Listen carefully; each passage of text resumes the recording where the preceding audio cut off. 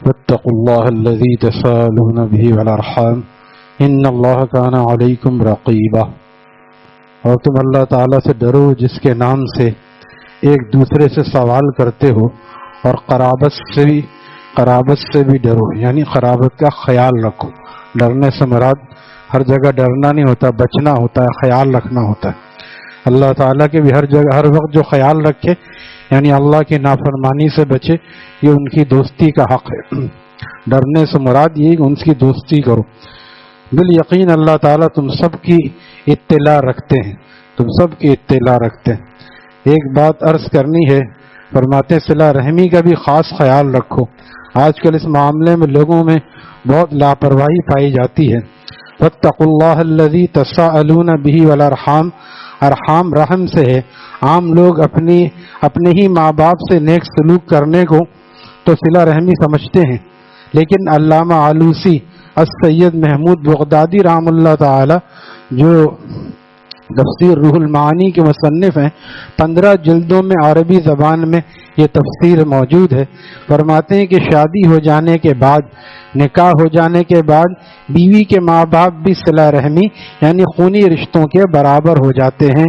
یعنی جس طرح اپنے ماں باپ کا ادب لازم ہے اور جیسے اپنے ماں باپ اور دادا دادی کے حقوق ہوتے ہیں، ایسے ہی بیوی سے جو رشتے بنتے ہیں ان کا بھی حق ویسا ہی ہو جاتا ہے، یعنی وہ بھی صلہ رحمی میں داخل ہو جاتے ہیں. اب تفسیر روح المعانی کی عبارت نقل کرتا ہوں. فرماتے ہیں المراد بالارحام، یہ جو تساءلون بہ والارحام فرمایا تو اس کے بارے میں فرماتے ہیں المراد بہ الارحام الاقرباء من جہت النسب و من جہت النساء، یعنی وہ رشتہ دار جو خاندانی نسب سے ہیں اور جو رشتے بیوی سے بنتے ہیں وہ بھی صلہ رحمی میں داخل ہیں. یعنی جیسا اکرام اور جیسا اعزاز اور جیسا ادب اپنے والدین کا ہو ویسا ہی بیوی کے والدین کا بھی ہو، اور بیوی جیسا اپنے والدین کا ادب کرتی ہے ویسا ہی شوہر کے والدین یعنی ساس سسر دونوں طرف سے یہ دونوں ایک دوسرے کے اب والدین ہو گئے. ہوتا کیا ہے کہ اپنے والدین سے جو سچی محبت ہوتی ہے ان کی برائی تو زبان پہ لانا بھی گوارا نہیں کرتے، بلکہ ان کی برائیاں بھی اچھائی نظر آتی ہیں. اور شوہر کے والدین کی ہر چیز بری لگتی ہے، اسی طرح شوہر کو بیوی کے والدین کی ہر چیز بری لگتی ہے. یہ کیوں ہے کہ یہ اس رشتے کو سمجھا نہیں کہ اب کیونکہ نکاح ہو گیا اب وہ خون میں شامل ہو گئے. اب اولاد ہوتی ہے تو کسی مرد کی اولاد کہتے ہیں یا عورت کی، دونوں کی اولاد، اب ہو گئے خون کا رشتہ. لہذا اب اس کو یہ کہنا کہ یہ اب وہ تمہارے والدین تمہارے نے وہ میرے والدین بھی ہیں جیسے تمہارے والدین ہیں ویسے، اسی لیے ایسا کوئی کہہ بتا تم نے ایسے کیسے کہا کہ تمہارے والدین، یوں کہو کہ ہمارے والدین، دونوں کے والدین ہیں. اب جیسے بچے بھی دونوں کے ہوتے ہیں ویسے ہی اب والدین بھی دونوں کے ہو گئے. لہذا اس کو سمجھنا چاہیے اور اس بارے میں احتیاط کرنی چاہیے، ورنہ آدمی جب غصے میں آتا ہے، شوہر خاص کر جب غصے میں آتا ہے تو سب سے پہلے بیوی کے ماں باپ کو مطعون کرتا ہے، ان کو مورد الزام ٹھہراتا ہے انہوں نے تمہارے پہ صحیح محنت تربیت نہیں کی اور ایسا کیا ویسا کیا، ہمارے ساتھ صحیح سے جہیز نہیں دیا، اول فول باتیں، تو ان کے خلاف بات کرتا ہے. اس سے اور بیوی اور بھڑک جاتی ہے کیونکہ کوئی بھی آدمی اپنے والدین کے خلاف بات نہیں سن سکتا، لہذا اس کو غصہ آتا ہے، یہیں سے بات بھڑکنے لگتی ہے. آگے فرماتے ہیں وعاشروہن بالمعروف، یہ بھی سورہ نساء کی آیات میں سے ہے. اور عورتوں کے ساتھ خوبی کے ساتھ اور بھلائی کے ساتھ گزارا کرو، پیش آؤ. اللہ تعالیٰ قرآن پاک میں بیویوں کے لیے جو یہ سفارش نازل فرما رہے وعاشروہن بالمعروف کہ ان کے ساتھ بھلائی اور خوش اخلاقی سے پیش آنا، اگرچہ کڑوی بات کریں کیونکہ عادی عقل کی ہے، لیکن ان کی کڑوی باتوں کو برداشت کرنا اور ان کے ساتھ معاملہ بھلائی اور احسان کا کرنا. جیسے بچے ہوتے ہیں ان کی عقل کمزور ہوتی ہے تو بچہ اگر کوئی ایسی بات کر دے تو چلو بھائی چھوٹا بچہ ہے کہ اس کی بات کا کیا. اسی طرح بیوی کی بات کو بھی سمجھنا چاہیے کیونکہ عورت عادی عقل کی ہے. 2 عورتوں کی گواہی، اسلام کی شرعی جو گواہی ہے وہ 2 عورتوں کی گواہی ایک مرد کے برابر ہے. تو اللہ تعالیٰ نے اس کو کمزور بنایا، اعضاء کے اعتبار سے بھی کمزور بنایا اور عقل کے اعتبار سے بھی کمزور بنائے، بے وقار کی بات بعض دفعہ کرنے لگتی۔ ایک بزرگ نے فرمایا، قرآن و حدیث نہیں ہے، تجربے کی بات ہے، کہ اگر کوئی کہیں پہ جانا ہو یا کوئی راستہ پوچھنا ہو کہاں جانا ہے یا کیا کرنا ہے، تو جو بیوی سے مشورہ کرو، جو کام وہ کہے نا اس کے خلاف کرو، تم صحیح راستے پر رہو گے۔ یعنی یہ اتنی چھوٹی سوچ ہے اس کی، اتنی کمزور ہے کہ اس کے خلاف چلو گے تو صحیح رہو گے، اور اس کے کیونکہ وہ ہوتی ہے جسے کہتے ہیں کم عقل، وہ قریب کی چیز ہے۔ بچہ اگر مجھے چاہیے ہم نہیں جانتا، بس اس کو پتہ ہی نہیں ابا کے پاس پیسے ہیں یا نہیں ہیں، تو اسی طرح بیوی بھی بعض دفعہ جو ہے ایسی سطحی باتوں پہ وہ اڑ جاتی ہے۔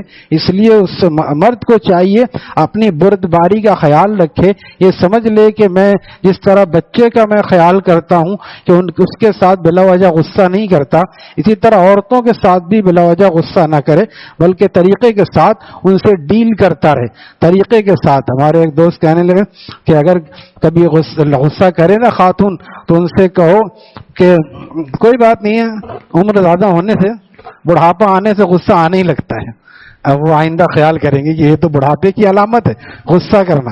یا کبھی موڈ اچھا کرنا ہو تو آج تم بہت کم عمر معلوم ہو رہی ہو، اور تو کم عمر کہتے ہیں، یہ ان کا بچپنا ہے، اتنی سی بات میں بہل جاتی، اتنی سی بات میں اور ہم لے کے بیٹھ جاتے ہیں بالکل سیاسی معاملات کی طرح۔ میں عرض کرتا رہتا ہوں کہ جہاں پہ کتنی دفعہ ایسا ہوا کہ دو ایسی پارٹیاں جو ملک کے سیاسی حالات میں بالکل مخالف تھیں، جب کوئی میثاق جمہوریت پہ جمع ہو سکتی ہیں تو پھر میاں اور بیوی جمع کیوں نہیں ہو سکتی؟ میاں اور بیوی بھی اگر مذاکرات کے ٹیبل پہ بیٹھ جائیں سب کچھ ہو سکتا ہے۔ اور یہ مرد کو چاہیے اپنی عقل کا مظاہرہ کرے، عقل والا برداشت کرتا ہے، بردباری اس کے اندر ہوتی ہے اور اس کے اندر سمجھداری ہوتی ہے، دور رس نتائج۔ آپ دیکھیے صلح حدیبیہ میں نبی علیہ السلام نے کیا کیا؟ بظاہر سخت ان کی طرف سے شرائط تھی، آپ کا آدمی آئے گا تو ہم نہیں دیں گے، ہمارا آدمی جائے گا تو آپ کو واپس کرنا پڑے گا، یہ ہوگا تو ہم نہیں کریں گے۔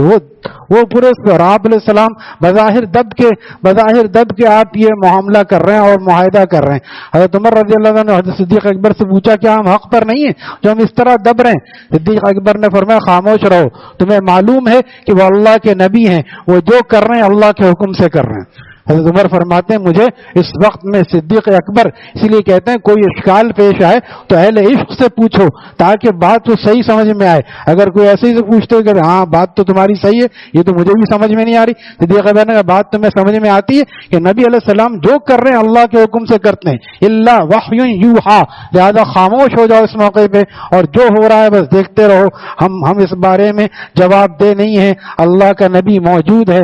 لہذا پھر جب حالات نے دیکھا تھوڑے ہی دنوں میں 6 سال 6 مہینے میں حالات ایسے بدلے کہ اس کے شرائط کے الٹے اثرات ان پر پڑے، معاہدہ ختم ہو گیا اور 1.5-2 سال میں فتح مکہ کی نوبت آ گئی۔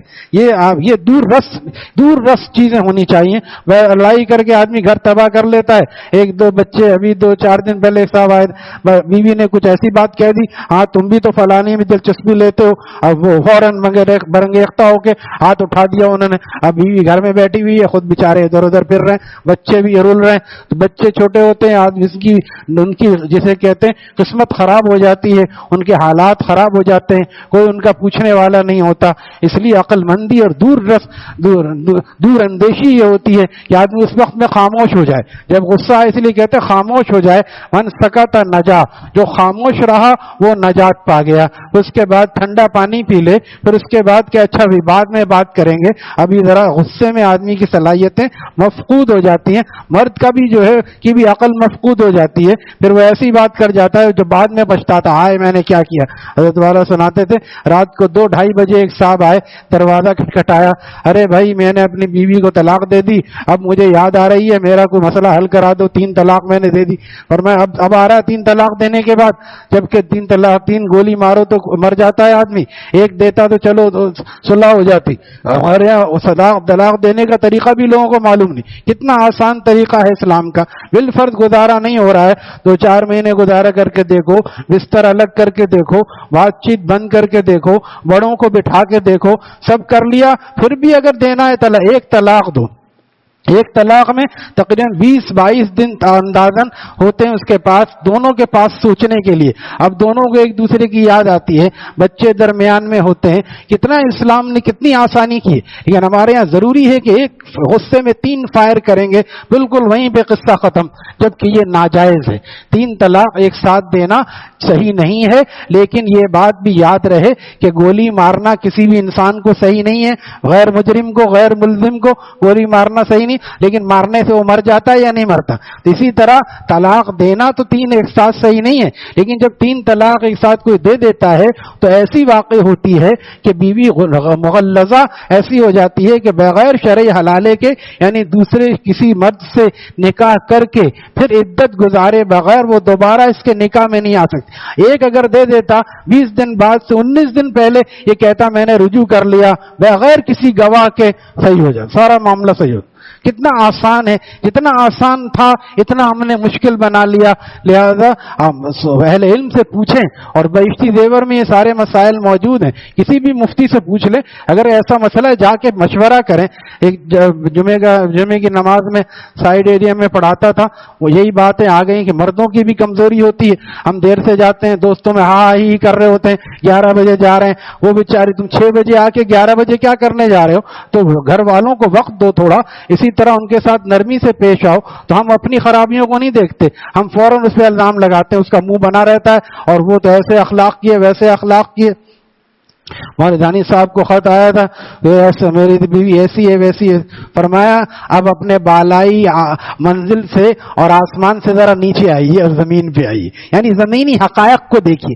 آپ کیا چاہتے ہیں؟ آپ کو جنت کی حور مل جائے؟